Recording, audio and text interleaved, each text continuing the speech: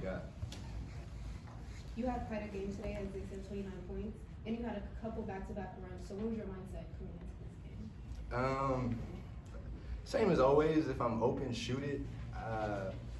My whole team, coaching staff, they empower me. Like when I'm open to shoot it, not really think about it. I'm very grateful to be in that position and not really think about misses that much. Sure, we saw you handling the ball a little bit. How comfortable are you with that? How much have you done that over your career, and kind of what's been your growth process in learning how to do that? Yeah, I would say I'm really comfortable with that. I was kind of a 6-foot guard until I was grade 10 and then grew 7 inches. So something I did my whole life, but then kind of in the last 2-3 years since been with Coach Odom, kind of brought that in college level. Max, thought you did an incredible job against Jemerson. I mean, what was the game plan going up against a guy who can shoot like that? Just be on the catch, like chasing off everything. That's pretty much it. For everything that you've been through, to get to a point to where you can get into a rhythm like this and actually get minutes and move everything up, how satisfying, how grateful are you just to have the hindsight of everything that you've been through this year to have a night like this?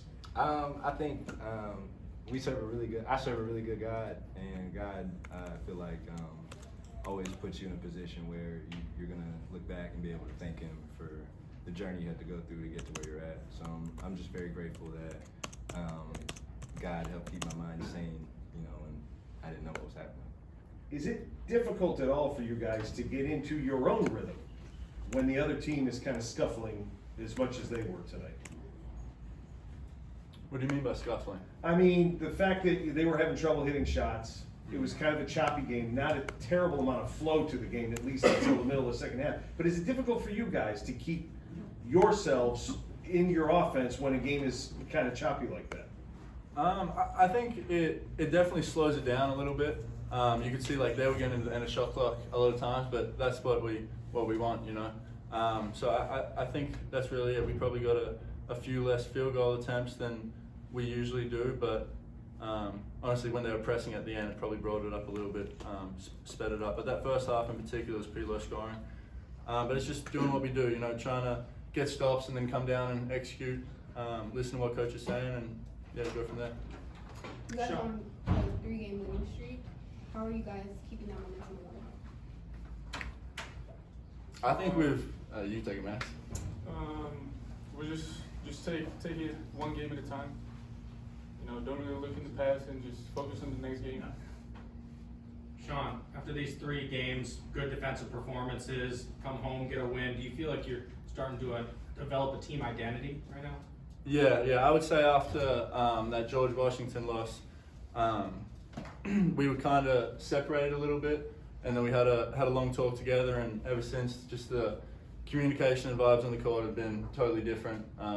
Tighter huddles, just they're there for each other more. So I think that's really translating on the court. Did you feel like this was one of the most complete performances of the season on both ends of the floor? Gotta watch it, honestly. I don't know. But I think holding their best, like we haven't held someone's top guy the way we have tonight. So you're going to win a lot of games if you keep a 20-point score at a 2. VCU known in part for their strong student section and band. How do you feed off that energy here at the Siegel Center? It was crazy tonight. I think it's super lit. I'm not gonna lie. As you guys know, I've been to a bunch of schools. Not quite many bands like. Actually, I've never been to a school with a band like that. So I think it's super cool to see how invested musically a basketball game can be. You got anything you want them to play? Any requests for the future? No. I think they're doing a good job. Your stuff? Nah, it's cool. Joe, how are you embracing this role off the bench here, kind of leading the second unit? I've had a couple of really good conversations with Coach. His biggest thing is just like, go in there and shoot. If you miss or make them, don't think too much about the misses and makes, which makes it a lot easier to just embrace, being able to do what I'm allowed to do here. Sean and Joe, you guys both came in kind of midstream to a team that was already working and playing. What was that adjustment period like to kind of find your role and carve out a lane for yourself? Yeah, I mean, I think it was pretty evident with kind of starting conference on two. You're going to have your growing pains.